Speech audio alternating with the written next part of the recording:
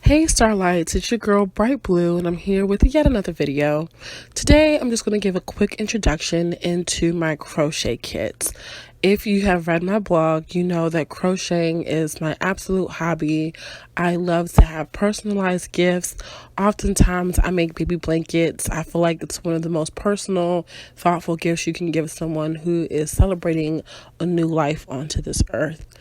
But there's so many things that you can make with yarn and a crochet hook. You can make scarves, you can make hats, you can make tops. Yes, these tops have been quite the rave, and I will be posting tutorials about how to make them soon. So really quickly, I just want to go over the basic kits. I think you should have a range of crochet hooks. I have probably 20 in my collection just because they've been gifted to me, or I've lost one and, purchased one, or had to make a blanket really quickly and just ran to the store and grabbed another needle. I do want to show you the most popular ones.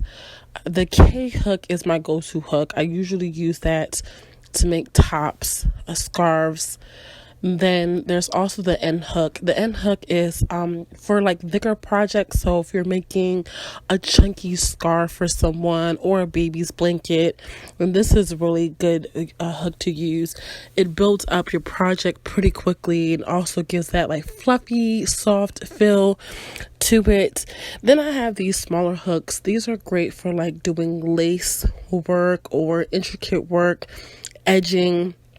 If you want to create just like dimension within a simple piece, maybe you only know how to do 1 or 2 stitches. A quick trick to do is to change colors and change hook size. So let's say you're making a scarf, just doing a double crochet stitch. You could do the color black with a K hook, and then like the color pink with a G hook, and then that would just give it a different dimension, doing the same stitch, but just because there's like a pop of color and a difference in size, it's just gonna look completely different. I also have a yarn needle. A yarn needle is good for weaving off ends. Oftentimes, if you're doing projects where you're changing colors or it's a big project and you have to use more than one ball of yarn, you will need to weave off your ends. The best way to do it is to use a yarn needle. I also like to cheat. My sister-in-law gifted me a set of light up crochet hooks for Christmas, and those hooks ran pretty small. I often don't do lace work, so I use those hooks to weave in my ends. It's just easier than me trying to get the yarn through the yarn needle to just hook it and then slip it through with a smaller hook. Of course, you're going to need scissors. I also have measuring tape. This goes up to 120 inches. I think this is good if you want to measure yourself, if you're making a top, or if you want to do a standard size blanket and you want to know how big your blanket should be. You just should have a tape measure on hand. Now, for beginners, people often suggest using crochet markers, like stitch markers they're called, I believe. I personally never made that investment. What I did was I just took some scrap yarn that was a different color than the project that I was working on, and then I slipped that in so that I could remember where I was at. The only time I would say I use stitch markers now is when I'm doing a circular project. Like if I'm making a circular shawl or vest, then yes, I will use a stitch marker just so I can remember my place and my counts. And again, I just use a scrap piece of yarn to do that.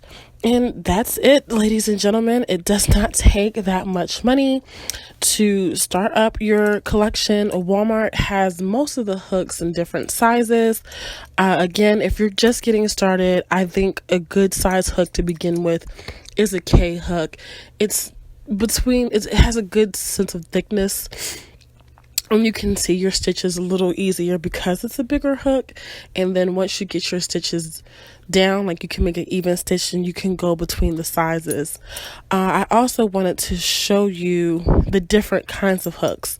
So I have here the standard hook, and then this is just the metal hook, and it gives you all the information right in the groove area. I also have these hooks that have grips.